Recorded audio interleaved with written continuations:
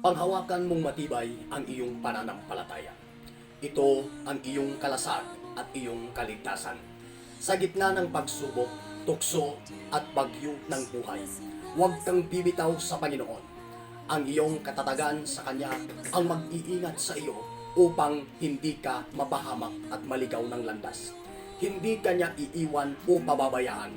Kapag nananatili kang nakakapit kay Jesus, hawak mo ang buhay na walang hanggan. Huwag hayaang alisin ng takot, pag-aalinlangan o kasalanan ang iyong tiwala. Patuloy kang magtiwala, magbasa at makinig sa kanyang salita at lumapit sa kanya sa pamamagitan ng pananalangin. Ang matibay na pananampalataya ang magdadala sa iyo sa ligtas na pangako ng Diyos. Sabi sa Ephesians chapter 6 verse 16, higit sa lahat, hawakan ninyo ang kalasag ng pananampalataya na siyang makapapatay sa lahat ng nagliliyab na palaso ng masama. Manatili kang matatag at tapat hanggang wakas. Ang Panginoon ay kasama mo